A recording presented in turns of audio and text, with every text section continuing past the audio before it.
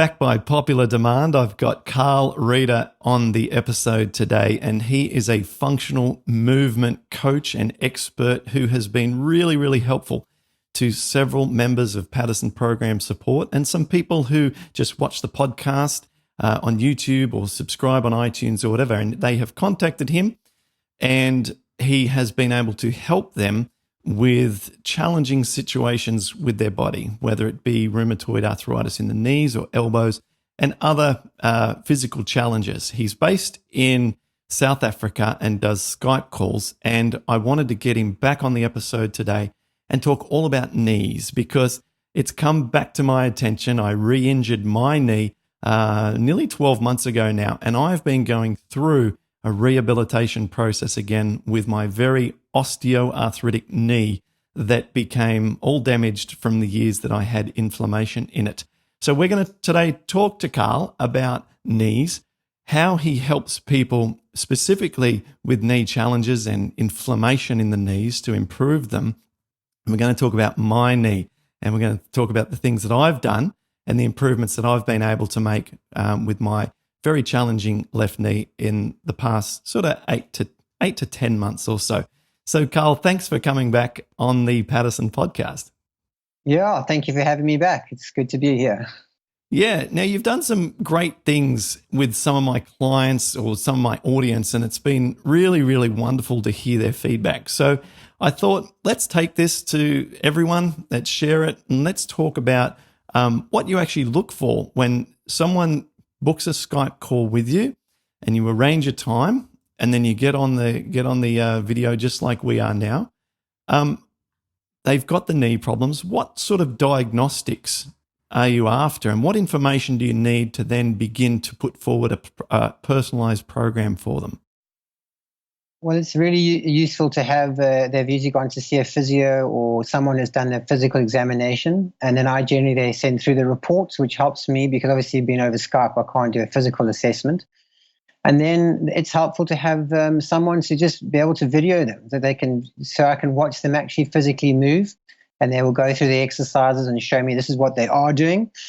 And then through the Skype and the video, I can actually see quite clearly where they are moving, in my opinion, incorrectly or not functionally. And the whole idea is that the body's designed to move. And so looking at movements that will potentially strain them. Very often they're being given exercises already by health professionals. And I will say to them that those are good exercises, but in your case, we need to modify that or cut it back or only do the left-hand side or only do the right-hand side, based on their physio report. And it's quite often they say, but this has been given to us by a doctor or a surgeon, and I have to just say, I understand, but you need to maybe leave that out. That's going to cause harm or damage. So those are the things I'm looking for, and really helping them to identify the difference between pain and stretch and workout, because they often get confused between. I say, does that exercise hurt you? And they say, yeah, it does, but I feel like it's doing good. And I'll say, well, if you feel pain during a movement, that's not a good thing. And just to help to describe the pain over the internet is very useful. I think we should never really push an inflamed joint when it feels actual acute pain. That's been my experience. We know that all joints, when they're inflamed, have discomfort when they're being exercised, and it took me a long time to appreciate that whenever I'm going to work out an inflamed joint, it's going to feel uncomfortable. And it was for me about how the joint felt the next day. And I am actually only referring to big joints here. I never work out the little joints, but the big joints, the knees, the elbows, always benefited from cautious exercise. And I think the knee especially is a joint that needs a bit of challenge to actually improve, doesn't it? Absolutely. And I think it's important here for your listeners to realize also the difference between the rheumatoid knee and an arthritic knee, osteoarthritis, because with the rheumatoid, these sort of autoimmune diseases with the knees, the joints, they need movements, and it sort of feels like a counter thought. But you need, like you've stressed before, you need the movement. And the reason for that is that the exercise actually stimulates a hormone called cortisol, and it's an immune suppressant. It actually helps with the inflammation in the joint. So the right amount, like dosage, which you've said cautiously, common sense, actually has tremendous benefits for rheumatoid patients and other immune problems. But often with osteoarthritis and arthritic knees, you've got to be careful because even slight movements can aggravate it. So that's where we got to just look at what works for you. It's tricky, but it's kind of like a puzzle. It's quite fun to work with and to play, and it's very individual. Some movements would really hurt. It's like food. I mean, often your podcast that would inflame someone. The other person says they love it. So that's why it's important to work with someone like myself or yourself. Yeah, totally agree. My approach with what I've done in the last 8 months, 8 or 10, whatever it is, with my recent knee aggravation being osteoarthritic is quite different than what I did when it was full of inflammation. But we'll get to me more in a minute, and I think it'll be interesting for people to hear me talk about the knee in great detail, much more than we've shared before. Because a lot of people have knee problems, and it's such a interruption to your happiness in life. Absolutely, quality of life. Yeah. So let's talk about it. Let's give us a case study. I recently had on the podcast a lovely lady called Jo, and her son Luke was one of the people who you've worked with. He's only 13 years old.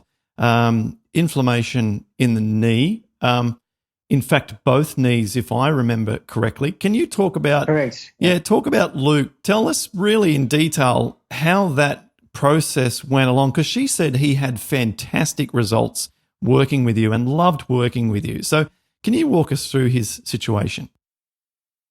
Yeah, when I first met him, his knees, you could see straight away over Skype just how swollen they were and that redness and so we started with his posture when he stood up. I could see quite clearly over the camera how his posture had taken a knock with his sitting down and been in bed. And so we looked at doing very basic exercises, chair exercises, which we've covered in the previous podcast, but just really getting him to learn how to move correctly. I got all the strengthening exercises out because that was putting too much strain.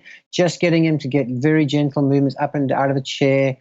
Spinal mobility, he had a very straight spine, and that compromises a lot of the neural components, and then just bad muscle recruitment. So worked a lot the first couple of weeks on just improving his spinal mobility.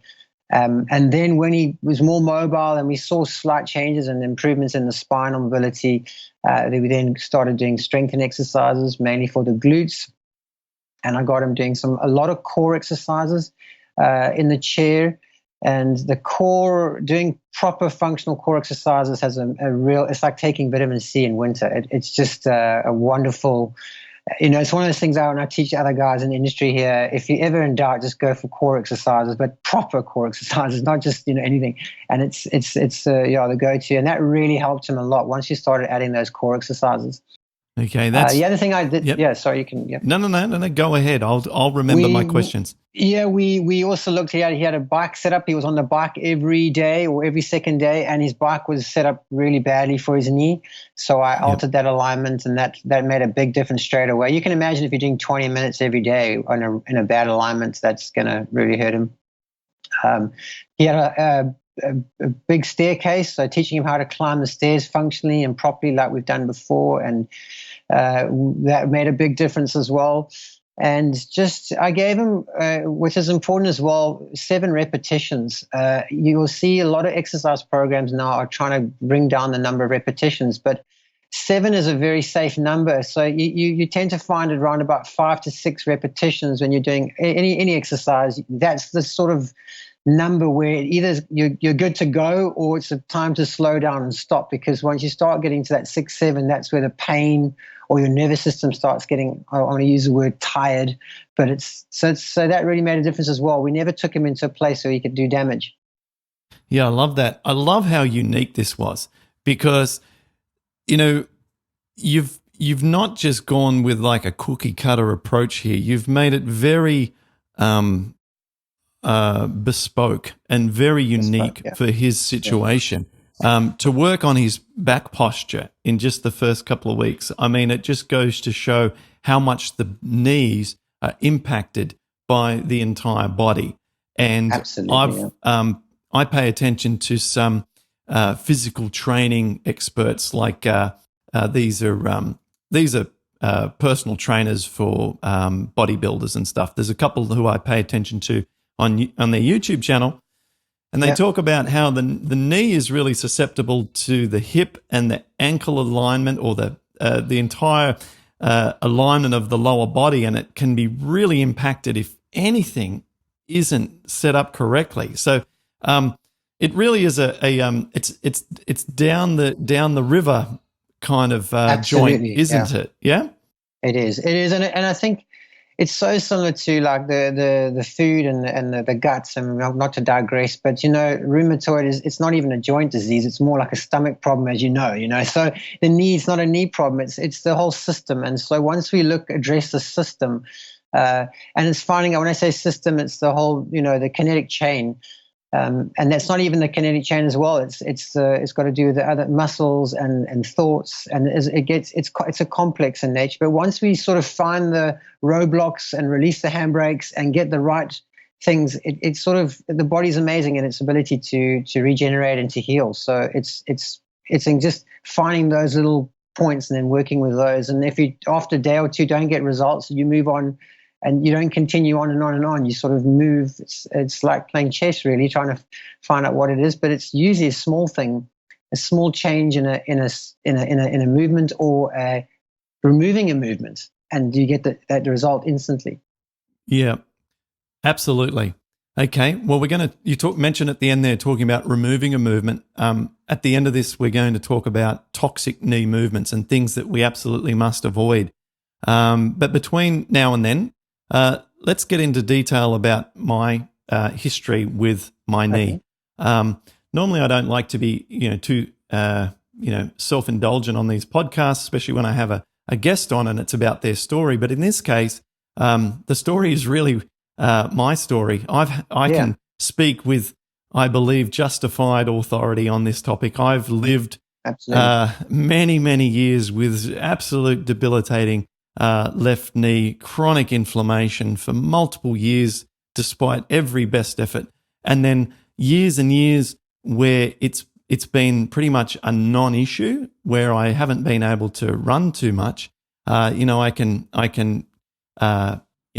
beat a child to a soccer ball on a field just for a short space, but then. And that went on for several years, hiking mountains, carrying kids on my back, all good. Yeah. But then I got up off the floor in my daughter's room, as I said, on this most recent occasion. And it's been the only time in the past sort of 6 years or so where I've actually really aggravated it again, to the point where I went and saw a knee surgeon only about 6 weeks ago. And they said to me, after looking at my most recent MRI, that my knee is completely bone on bone and that I would need a knee replacement, that they want to wait until I'm 55 because knee replacements, they might last 20 years and they consume some of the existing bone to implement the knee replacement joint. And therefore you don't really want to be wearing out that joint and having to have another one, which would take me through to 75. And if I'm still kicking at that point, I would need another one, and then it's harder to do a second one, and certainly a third's out of the question. And so he said, look, I'm 43 now, so he said, look, just wait 12 years. And I'm like, okay, 12 years. And I said, before we go, can you have a look at the MRI that was done? My previous one before that was 9 years ago. 9 years, right? And so he took a look at it and he said, your knee was terrible back then as well. And he looked at it and I said, how much deterioration has there been in the last 9 years? And he said, they don't look much different. And I was very, very pleased with that. Wow. Yeah, that's great. Yeah. He said, so whatever you're doing, just keep doing it. And he said, you're slim and therefore you're not adding a lot of body weight to the knee. You're obviously very active. I talked about my Bikram yoga that I do, and also my go to the gym and stuff every day. And he said, just keep doing what you're doing. And as long as you can walk as far as you want to each day without having to stop, and if it doesn't keep you awake at night, with those two criteria, we recommend no knee replacement until 55. That's what he said. Okay? Now, what that did for me is to give me absolute clarity that I'm not going to go out and get distracted about trying to have surgeries and stuff. I've just got to get back to doing, for me, what I need to do. And for me, what works with a completely, damaged, smashed up knee is regular Bikram yoga and certain things that I do at the gym, which I can talk through with you because I'm sure other people will be interested to hear how I've managed to improve this knee a lot.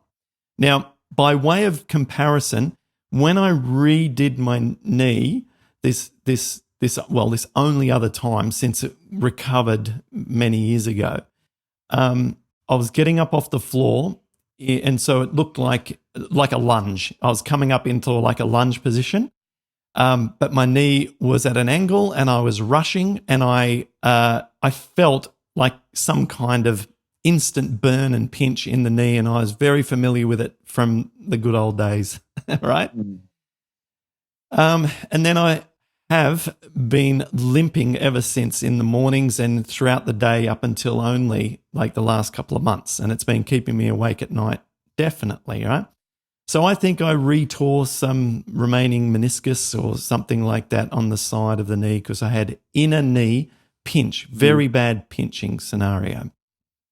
Okay, so what has worked in restoring that is, as I said, the Bikram yoga and being careful not to do anything that irritates it. And we'll go through those things. I think, yes, probably best to talk about what does irritate it before I then talk about what helps. And you can jump in at any time. So, that's great.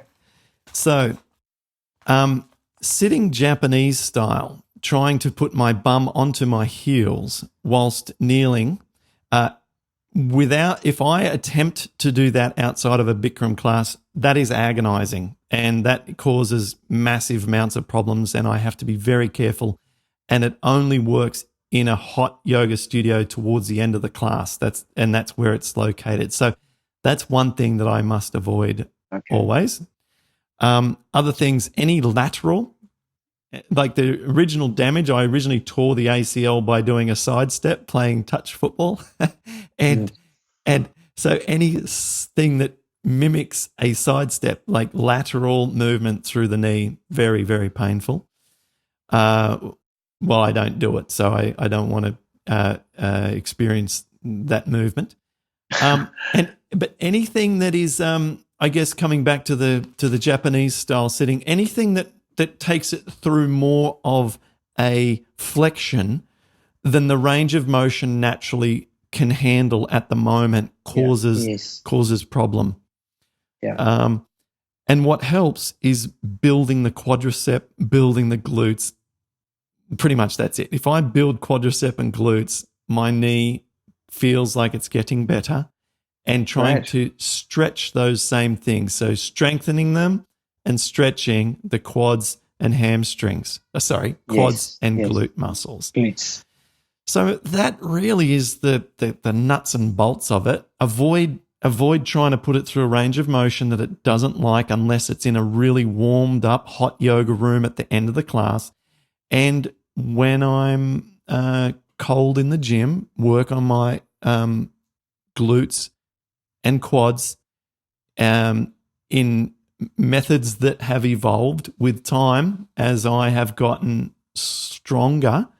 And we can go into those if we like as well. People would probably find it useful. And avoidance of all the things that upset it. So that's how I've been now. And now it's feeling much, much better. It's not back to where it was before I re-hurt it, but it's getting there. It's going to get there. Yeah, absolutely. I mean, and you said, with the glutes and the quadricep strengthening, that's plays a big role. But again, it'd be interesting to see what you're doing.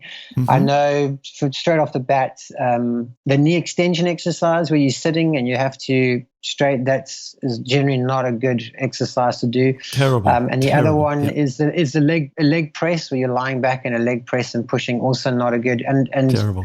It's not, yeah. So those are two straight off the bat you've got to, cut out. It's just not natural. I mean, I always say to my clients, if a car is falling on top of you, you might have to push it off. But besides that, you're never going to find yourself in that position, Hopefully not, No. Only in the gym. And I was saying the other day, most of these things you're only going to find in the gym, never anywhere else. No, you're absolutely right. And my personal experience has been to avoid those at all costs. Absolutely. Yeah. So we're so far, we're all on the same page.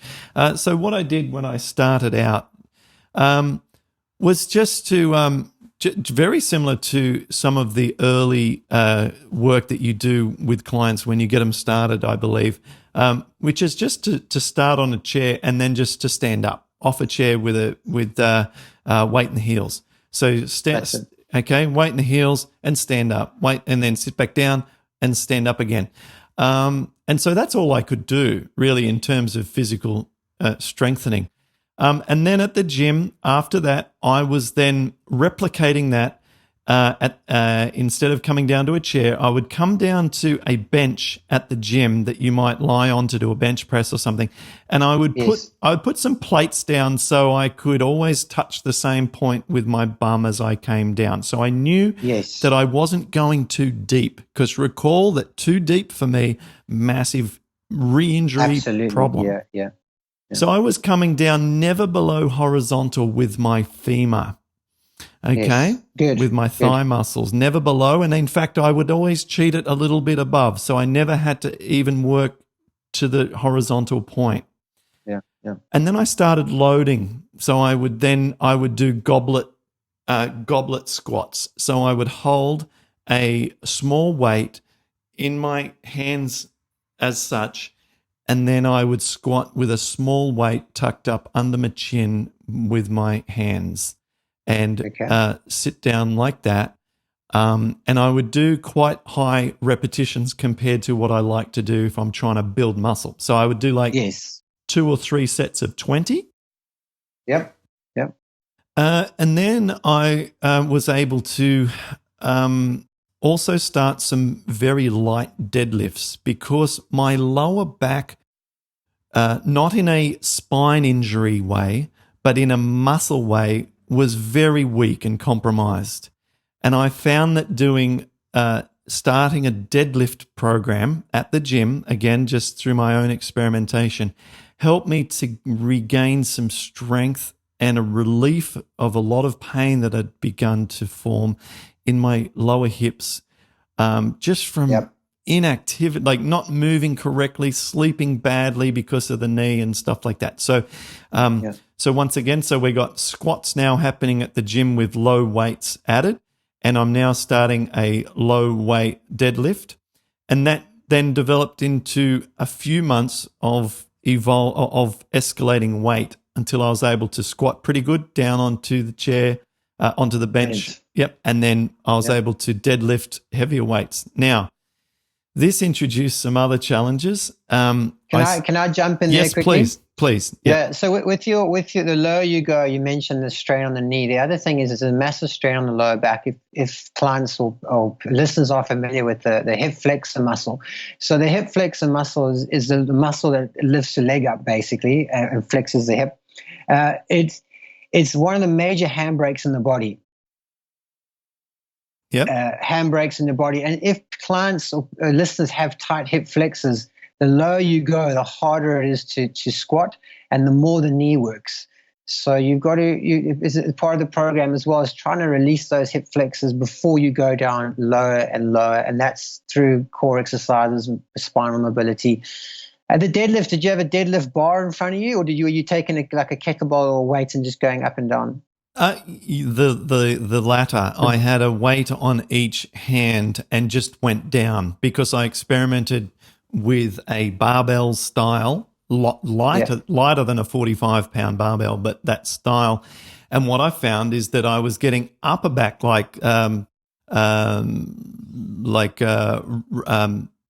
upper back and scapular problems from just the weight pulling me forward.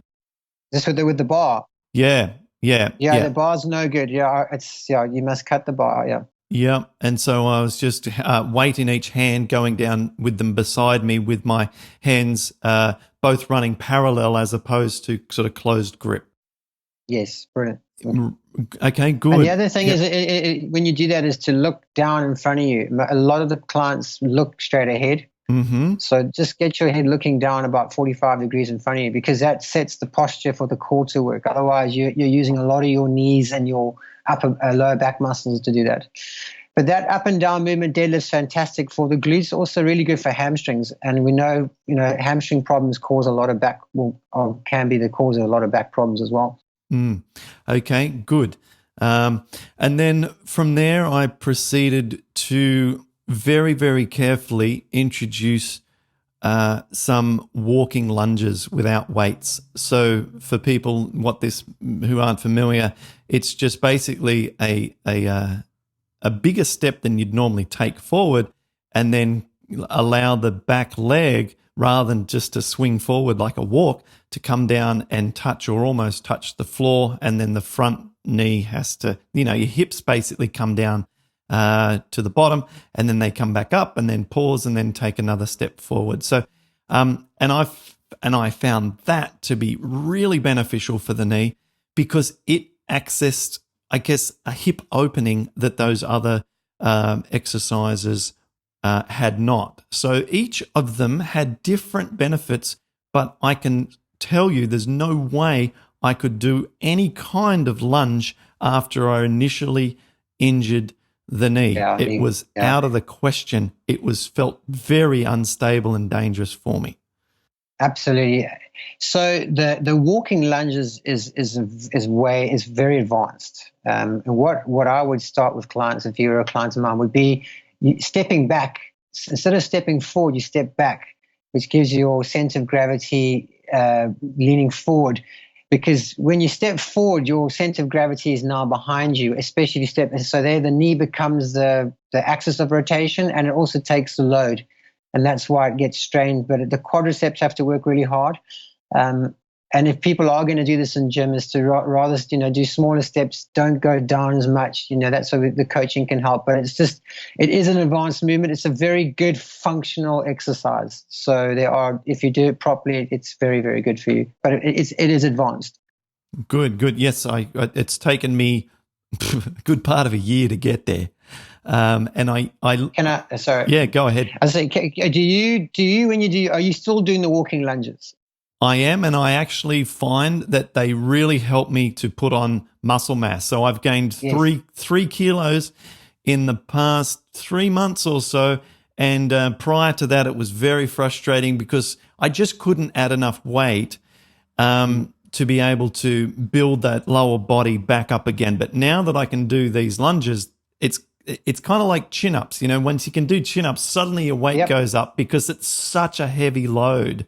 And the body responds so much to the real exertion, Exactly, like climbing stairs. But when you go, are you going straight up in the lunge position and then stepping forward, or are you leaning forward and in your upper body? I am trying to not lean forward much. I'm trying to just basically take the lunge forward, which requires a small amount of upper body leaning, and then just coming down and then trying to think, okay, keep the upper body back more. Okay, so I'm just going to share this advice, but if you can try it, and if it works for you, it works. But is when you keep the body upright, then the knee becomes the center of the axis of rotation, and it takes all the load. So you'll have major quad work there, a lot of calf work, and a lot of hamstring, and the glutes will be slightly working. Where if you do lean forward slightly from your pelvis, get that center of gravity more forward, you'll see there's a lot of load comes off the knee back into the hip, which is what we want. And then you're driving off from the glutes, and you will definitely have the quadriceps. But you've got, in that exercise, in my opinion, you've got too much quad and hamstring work and not enough glutes. because your center of gravity is way behind the knee. If that makes sense. Yeah. Yeah. So you're welcome to try just a little lean, not lean forward from your back, obviously. So it's leaning forwards from your pelvis. Just it's almost like you're about to lunge forwards as opposed to lunge up. Yep. Good. Okay. Yep. I'll experiment with that. You can experiment, and when you do experiment that, don't lunge all the way onto the ground. Maybe go down 45 degrees and play around, because you don't want to do one bad move again. Yeah. Hey, this is something that, as we've been chatting, it's come to my attention as well, that was crucial for me to be able to get to the point where I could do those walking lunges. Yes. One of them was working on my gluteus medius muscle. Okay. And now what I would do is there were two ways that I work on this. First of all, for people who are watching or listening to this, it's the muscle that gets activated with the old Jane Fonda workout videos when you lie on your side and you do a scissor lift. That's it. Yeah, right.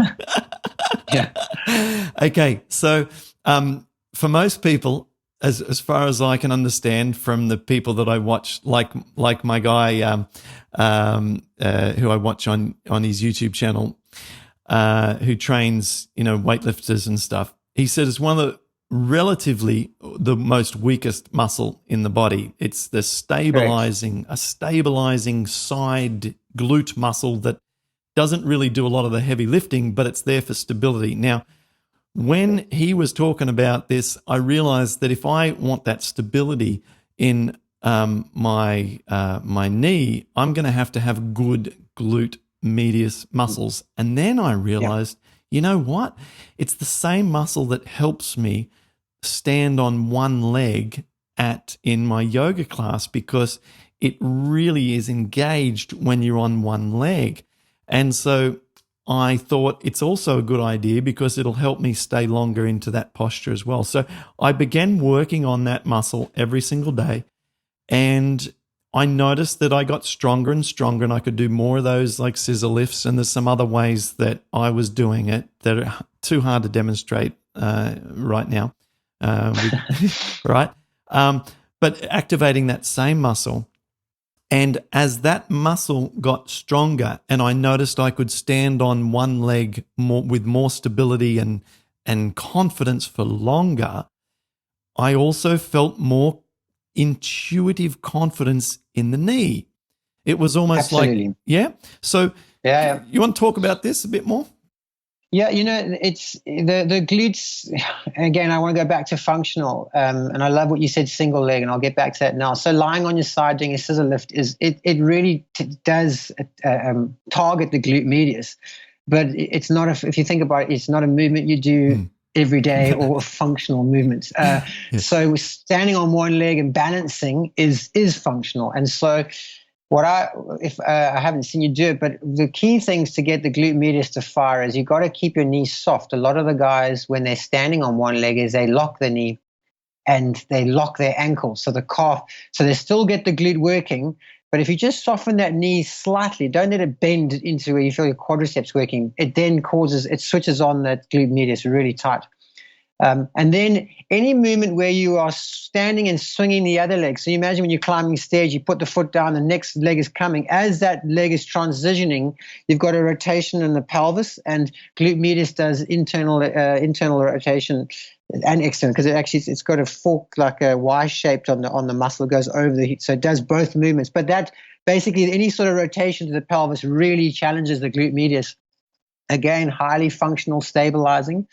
And then the other thing is, as I said, just make sure that you look straight ahead, looking down, looking up. Also, it activates different muscles.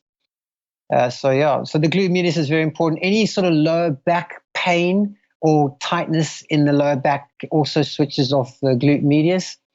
And a great exercise to do for that is if you have tight groin muscles, we call them adductors. Yes. So the gym exercises, that exercise where you sit and close. Yes. Again, when you ever do maybe horse riding, but in real life. But if you can do an exercise, it's like remember that punching exercise where you were sitting on the bike and you were rotating your arms there? Yeah. If you do that before your glute medius exercise, you'll see it's really fantastic, because what happens is that rotational exercise releases your groin, and if the groin's tight, it switches off or inhibits whatever we want to talk about, the glute medius. So if you release the groin muscles first, you get much better glute medius activation. You can try that at the gym. I may have experienced that sort of unknowingly, because the funny exercises you mentioned with the abductor, and is it the adductor and the abductor? That's it. Yeah. Where one is, you often see more females use it than the men, and they'll sit there and they'll open their legs against resistance, and then another machine next to it close their legs against resistance. Terrible. Well, So I was, utilizing those again when I was searching for anything where I could build muscle that wouldn't irritate the knee. And so they served their purpose for a while too, in the earlier months after I did the what I think is a meniscus tear. So we've talked at length about the things that I've done in the past 12 months or so to work on healing this really arthritic knee into a position where it doesn't cause me to have severe lifestyle depletion, or impingement, or impairment. And I think the point that I want to drive home the most here is that it's totally possible to have a junk knee and still have a pretty good life. And Absolutely. I'm only a few months away, God willing, to being able to get back to where I was before this happening. And as I said, my surgeon said the only option is a replacement. They didn't want to look at doing an arthroscopy. He said, there's nothing we can do. You go in there with an arthroscopy and you repair what's there. He said, but there's nothing there. It's just touching each other. Yeah. And yet, remarkably, it doesn't hurt to walk once I've gotten it moving, into the late morning and stuff. And I anticipate that in a few months, it won't hurt to walk even when I first get out of bed in the morning, as it didn't used to for many, many years prior. Yeah, wonderful. Yeah. So this is encouraging for everyone else. You can do amazing things with a junk knee. And I think I read a scientific paper that said that, when they do autopsies and look at people's knees, so many of them have arthritic symptoms, and yet many of those people did not report knee complaints before they, passed away. And so where I'm going with this to say is just by having a really osteoarthritic knee, right, with damage does not necessarily mean that you will have pain, and it doesn't necessarily mean at all that it's going to, ruin your quality of life. And I'm going to just interject there a little bit, is that the picture that they take, the MRI, the X-ray, it's not always telling the true story. And I think that's that's what's throwing a lot of the medical guys and even ourselves, and it's helpful to see, but you can't make a diagnosis straight away and say, well, that's causing, even if you have impingements or even if you have these things called bone spurs or calcification, whatever it is, narrow joint space they talk about in the knees, how there's a narrow joint space. It's not an indication for the pain, and pain is a complex. There's a lot going on, and as modern science still starts to discover and learn about this, we're realizing that we actually, the more we find out, the less we know. And it's going back to the basics again. And that's what I love about what you do with your food and what I'm trying to do with movements, is simply going back to the basics of human movements or good quality food. And let the body do the rest. It's got a self-repairing, even enamel in the teeth. I mean, they're now showing that it can not grow back, but repair depending on the extent of damage, So we were quick to pull the tooth, do a cavity, do a surgery, cut the joint. If you look at rheumatoid arthritis, I mean, the medication sort of obliterates the immune system. I mean, it's crazy, like what's been on offer there. And I'm going back here quickly on the balance exercise, but with balance, try to do not too long. I don't know how many seconds or minutes you balance for, but the longer you leave it, the more you risk for, the longer you stand on one leg. If you do have a sore knee, go to where you start to feel that slight discomfort, then change onto the other side. Don't sort of push through. So if someone says do it for a minute, and after 20 seconds you're feeling, this is not feeling great, but I've got to do a minute. You get off that knee. And build the time. Yeah, build the time. I mean, that's common sense again, but you'll be amazed at how often people go, oh, yeah, that's a good idea. That's such an important point that we haven't discussed, which is that at any point that I have ever felt a pinch, it's get out of there as quick as possible. Absolutely. Yeah. Absolutely. And not push through the pain. You know, a lot of your clients, maybe they're over 50s, I say, they generally still love this no pain, no gain. And it's amazing how you just like, it's crazy. But anyway. Yeah. Great. I'm glad you mentioned that. So just to recap then, what I've done with a heavily osteoarthritic knee is work on the glute medius muscle, because that was chronologically early in the piece, even though in our discussion it came up later. Work on the glutamus medius muscle and building that, which enabled me to build some more stability in the hips and the muscle. Then I was able to, or simultaneously, I was doing daily sit up off the chair to build a very small amount of improvement in all my sort of lower leg muscles. And then I was able to add a little bit of weight and do it at the gym with great care over several months, and slowly introduce some deadlifts as well, because I want to say my hip muscles were tender and weak, not so much the lower back, and that helped my hip muscles improve a lot. And all of this I did with great care and patience and with great record keeping. I have a little blue book that I take with me to the gym every time, and it's got the date, my weight, and every single thing that I do and every rep that I do every single day. And it's my Bible of history of everything that I've done with my body. And I record everything from the spacing between my feet, like I said, with the depth, how many plates I put on top of the bench, so I know how deep I'm going, how many reps, of course, and even sometimes I put what order I do things. You know, if I do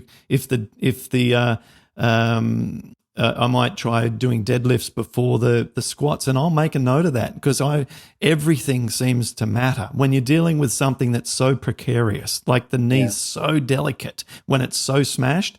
I found everything matters. And then I've progressed now to the lunges, and I feel like now I'm on the home stretch, because as you said, the lunges are advanced, and it gives me that feel good that if I can do those, then things are obviously a lot further ahead than what they used to be.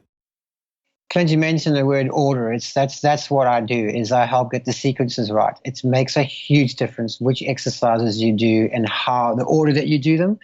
Makes a huge difference. And so that's how I start off with the back, release the hip flexors. Everybody has a side that they're stronger in. I don't think there's a human who's got the absolute perfect balance. You've got to have a good body awareness as to what side, because sometimes even the side that's painful isn't your weak side, you know. So you've got to work on in understanding, like you've done so nicely, you know, take a record, get to know your body, you know, and know how it feels afterwards, and then getting that order right. Because it's also the order of the, like if you look at, if every muscle is like an alphabet. So when you look at a word made up of letters, so the word, let's just take mat, M-A-T. If you have M is your glutes, A is your glute medius, and T is your hamstrings, even though you maybe got MTA, you're working all the right muscles. And this is what we find a lot of the exercises and other methods and systems that's out there. The people say, but Carl, I'm working, but you haven't got the order right. The sequence is wrong.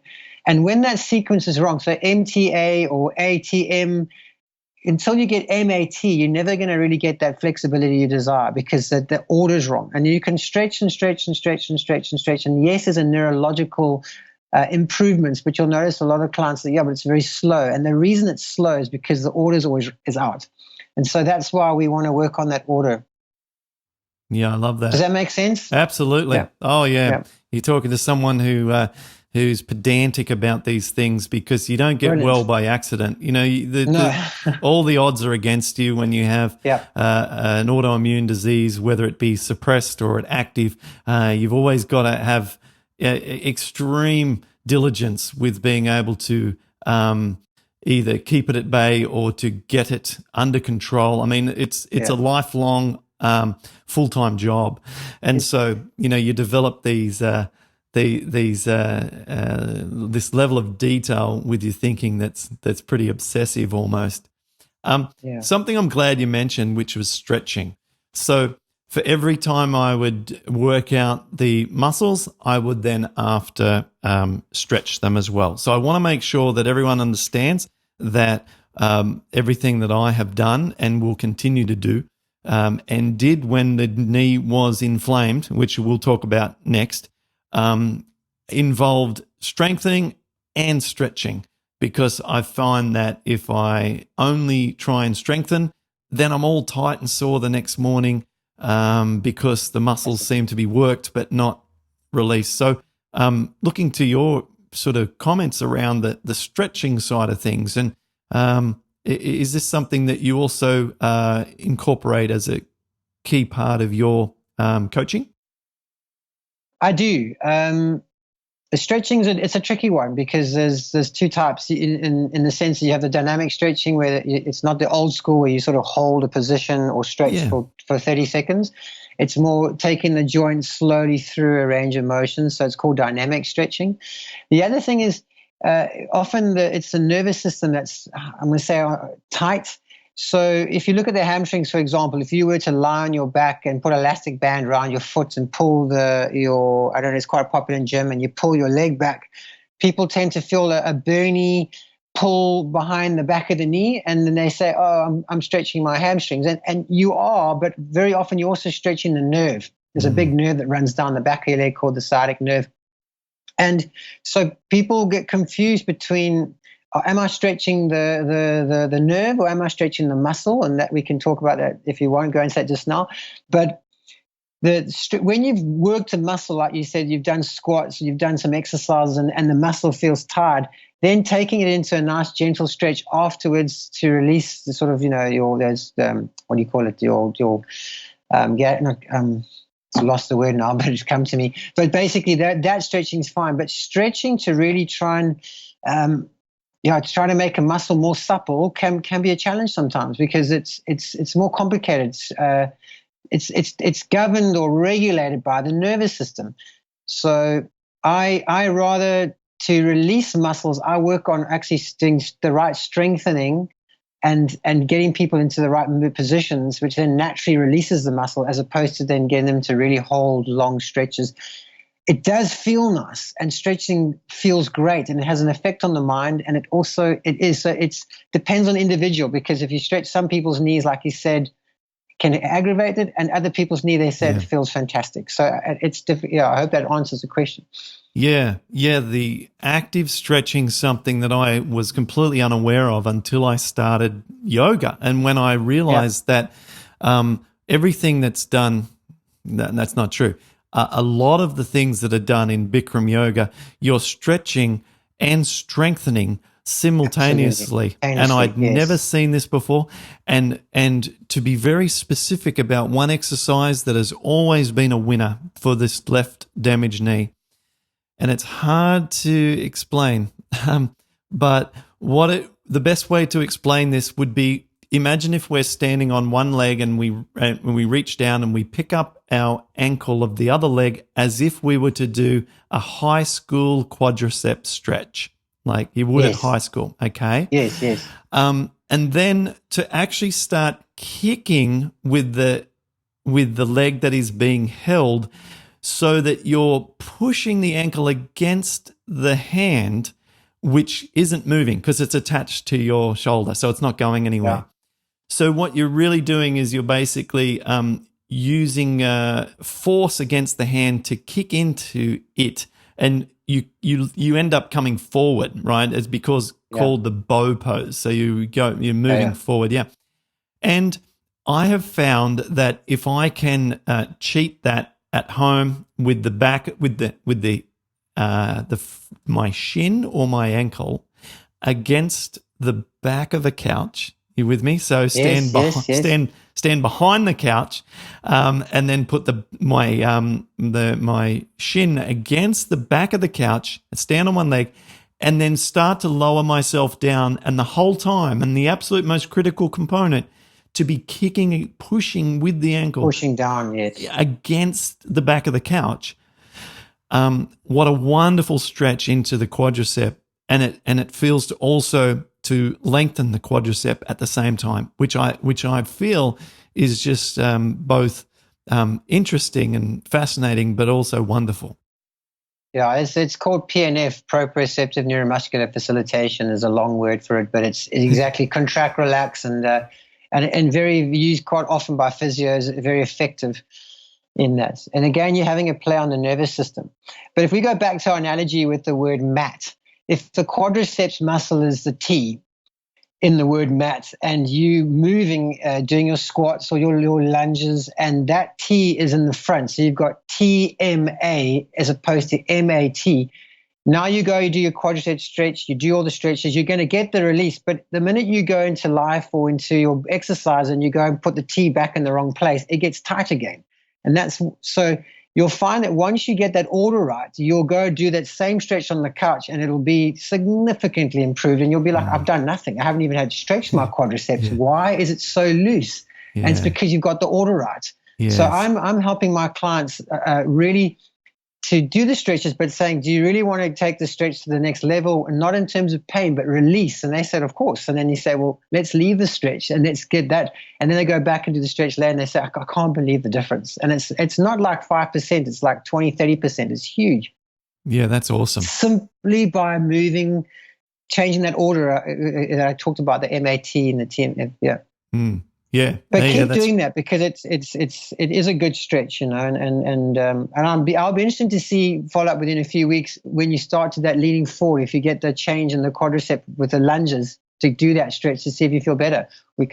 I will do that, and it does take me some time to make that progress. I only do the walking lunges approximately about every 8 days, 7 or 8 days, okay, and the reason I only do them that infrequently for a few reasons is because my current routine is I go gym, Bikram yoga, gym, Bikram yoga. And any little trouble that I might get myself into at the gym, if my muscles are getting tight, you mentioned the hip flexor, for example. Or sometimes I notice that if I I can sometimes get a little bit of a sore ankle if I grab the ankle in some stretches. The foot gets sore. Actually, the foot, if I grab the foot instead of the ankle in some postures. Yes. And then I go and do a Bikram class every third day, and that's my insurance. And that's where, without a coach like yourself, that's where I can just go and just let the teacher and the process be my coach. And that gets me out of trouble. And then I go back into the gym and I do my cautious gym work again. And I found that this process has been both safe, but also very enabled me to make great progress as well. So that's, Bikram yoga really has been, I said to Melissa the other day that, the only reason I walk, don't even have a knee replacement now at 43 is because of Bikram yoga. It really has enabled me to get out of some extraordinarily awful scenarios. So why don't we segue with that into when I was inflamed? Because a lot of people have inflamed knees, and I hope this next, as we get sort of, towards the sort of end of our conversation here, as we talk about inflamed knees,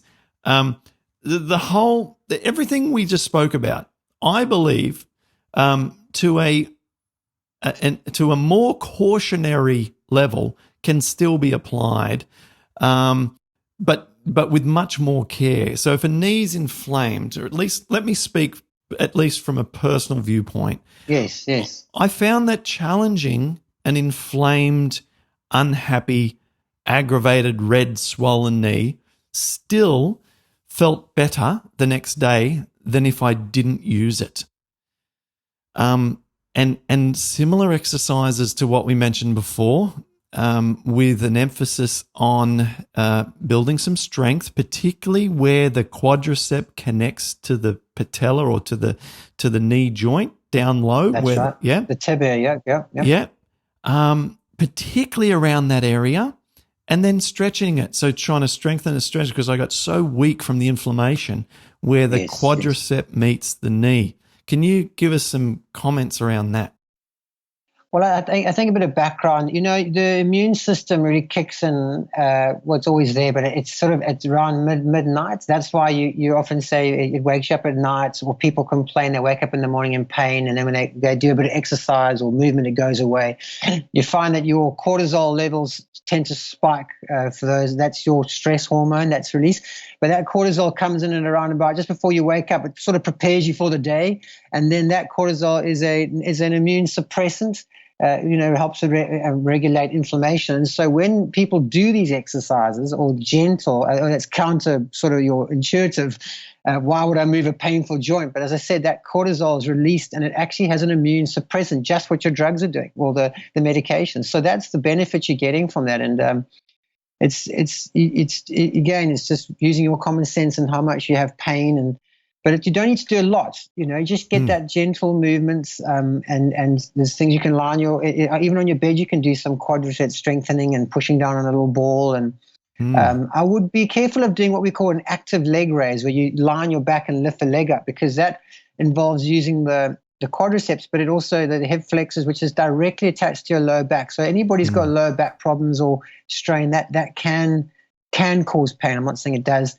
Depends on your situation, but if you're prone to back pain, lifting a leg up in the air can cause a lot of low back problems. Yeah, when I think about the concept, it doesn't make me feel comfortable. When I'm on my side, doing the Jane Fonda scissors, as we talked about, completely different level of confidence with that. Yeah, that's great. That's great. I'm glad you said for people who are in bed, because some people are just really struggling. And they might be listening at the moment with the kind of yeah, but attitude, which is, yeah, but it's fine if you've got gym access. Yeah, but I've got both knees inflamed and I only had the one knee, right? So I had that level of confidence and security in the other one.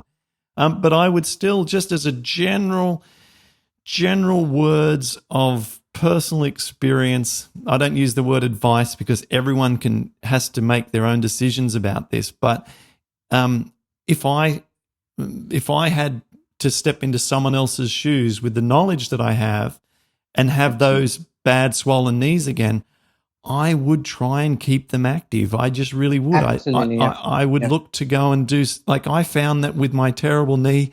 In fact, that one of the biggest insights for me was when we were in Hawaii on our honeymoon, and my knee just responded so well to just doing some small hill climbs and trying to do some sightseeing in Hawaii, of course. Cycling.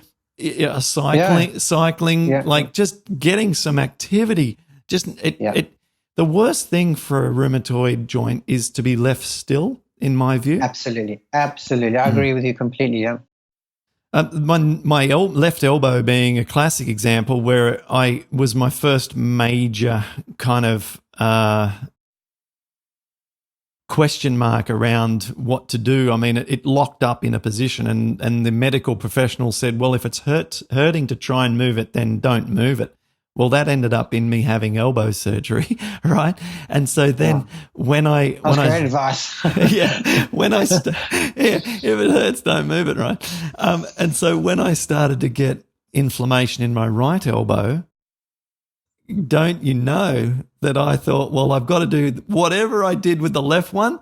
It cannot be worse what I did with the left one. Like, that was a complete fail. So do the absolute opposite. So then I moved the right elbow like crazy, and that one avoided surgery, has no inflammation ever since. Fantastic. And I mean, it's not perfect because it had a couple of years of inflammation. It's not perfect by any means, but I avoided surgery. So we've got to move the inflamed joints in the right way. And you are the person I send people to in my support group. I say, book a session with Carl.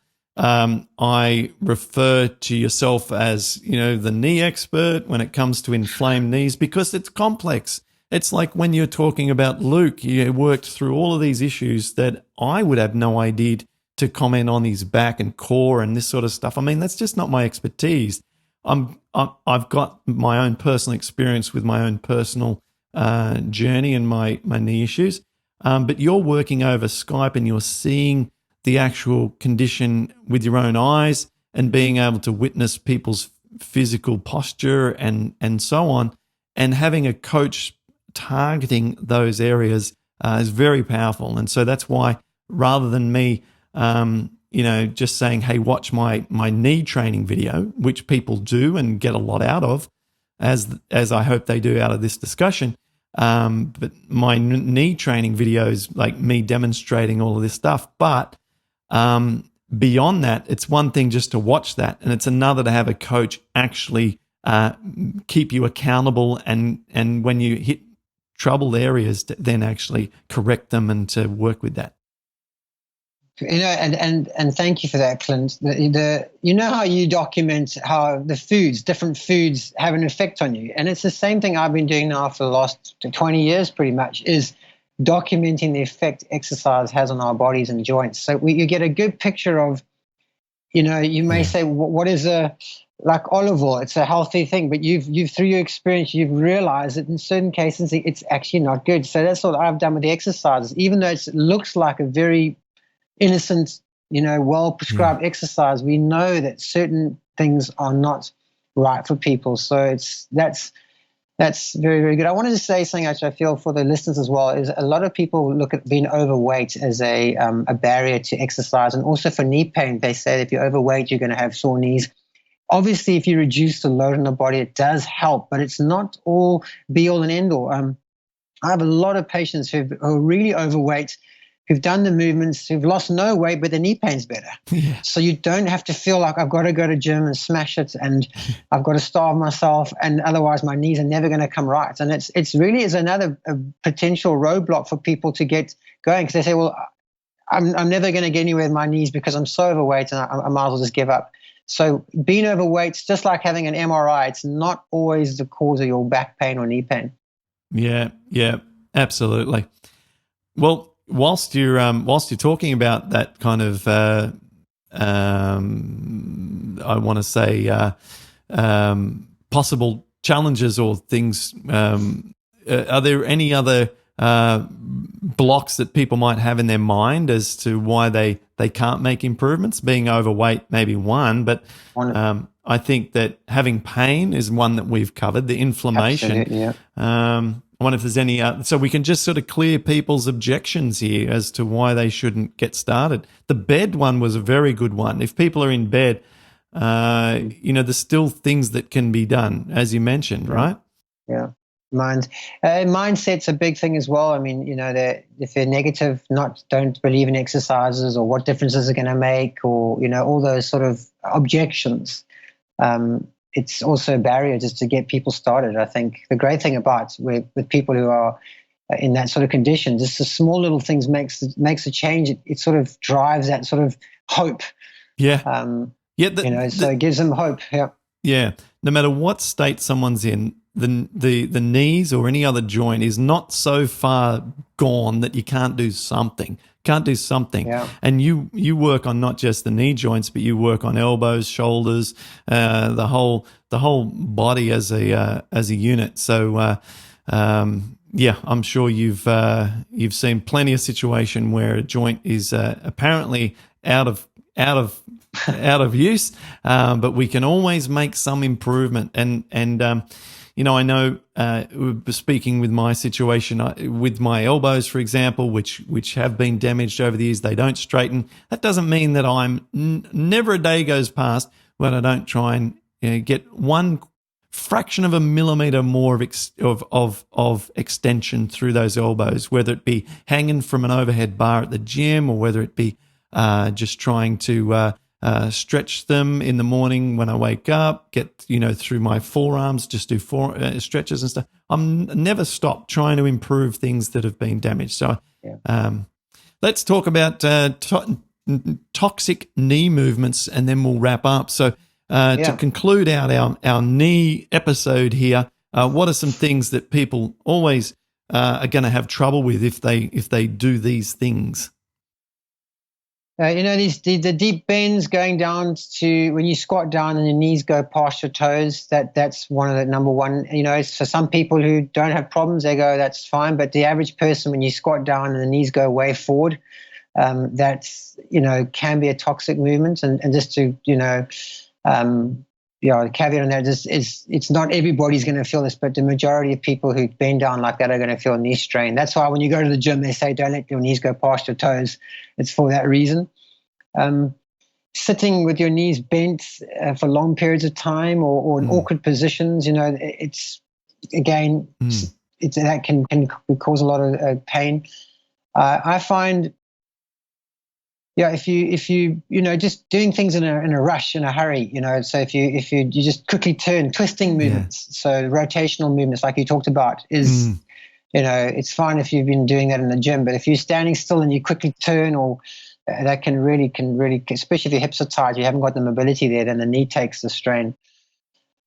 Carrying very heavy loads incorrectly, pushing things, if you're saying you have to push something out of the way or move a box, it's amazing how we do. It's like the elbow thing in the car with the kids. You want to reach back behind you quickly and there goes the shoulder. It's just being aware of movements. Now that shouldn't be a painful movement, it's a normal, but because it's done so fast and without thinking, it becomes a toxic movement. Yeah. I don't think there's a single person, well, there may be a few, but who've actually reached back in the car to get something, and it's either the neck goes or the shoulder goes. I've done the neck that way. I still remember to this day. I think I might have been 17, and I remember it like it was yesterday when the neck. I was getting out of the car at school, and I was like in year 12 or year 11 or something. It was year 12 because we had a car and we were driving to school, and I remember like absolute shocking kink neck. When one of those ones when you absolutely like just pathetic and you can't move it a millimeter. And the reason that actually is sore is because it's a lot of strain on the nervous system, and that's why you get that horrible pull in the neck. Anyway. When you were running through that list, we mentioned last time about it actually being quite a challenge sometimes, just getting up off the toilet when you're in a pretty bad way with your knees. If folks are traveling a little bit rough and they need to a tip for getting up off the toilet, do you encourage people to utilize a wider foot span with toes pointing out, knees further apart to help get up off the toilet? Or should they just, work aggressively to try and build more strength so they can keep, feet parallel or nearly parallel? I think, it's like a deep squat, like we talked about it the last time. Is the key there is I like what you're saying, knees a little wider, feet wider apart, slightly turned out. But you've got to use momentum. You've got to kind of like go 1, 2, 3 and get the center of gravity forward and really push up. If you go slow motion or come straight up, a lot of people actually push off the toilet, but then they go straight up, and that just puts a lot of strain on the knees again. So you need to, like we talked last time, get that seat, those seats, you can raise the seats. I mean, if I was doing something different, I would have designed seats in kitchen, like all these appliances, just make everything higher. Everything's so low. It's really killing our backs. Everywhere you go, even sitting now talking to you, I'm on a low bench. Everything's low, and it's killing. It's really destroying our bodies slowly. Yeah. For a while there, I was doing a lot of standing up. Had a desk where I was standing up and so forth. And whilst it was a bit of a trend over the previous few years throughout sort of 2015 to 18, standing desks. I'm not sold on it. I think that sitting to get a little bit of work done for an hour and then get up and go and do something else for 10, 20, 30 minutes. I'm talking ideally if we're not stuck at our desk with our job. Okay. But yeah, I feel that just being constantly up and down, just constantly kind of moving around is helpful.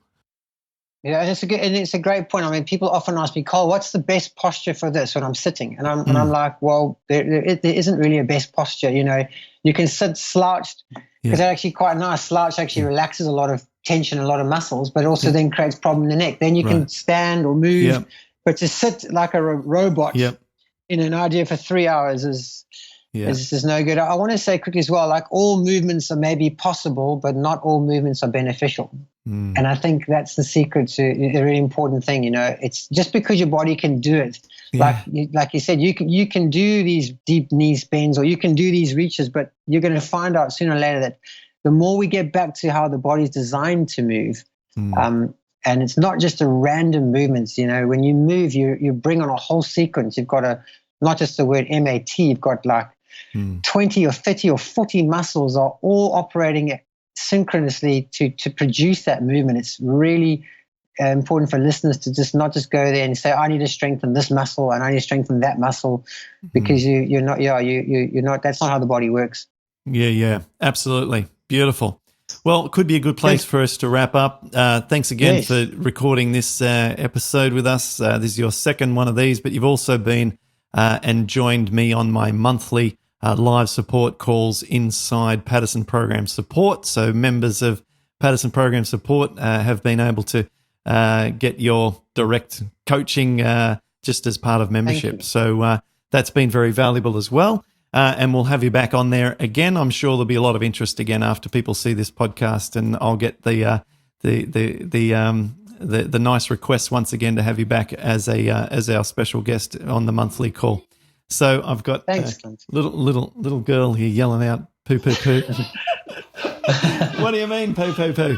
I'm going to say thanks so much once again. It's been an absolute pleasure. I always learn stuff when we talk, and it's always inspiring to me, and it motivates me to make my body as good as it can be. And I thank you for that. So have a wonderful rest of your day. And how can people contact you? Well, they've got my email address, which is carlwellness@gmail.com. And then my South African website is Carl Reader Coaching. That's Carl with a C. Reader is READER, coaching.co.za. And they can find me there. Yeah, fabulous. Thanks again, Carl. And we'll be in touch. Pleasure. Okay, bye for now. Cheers.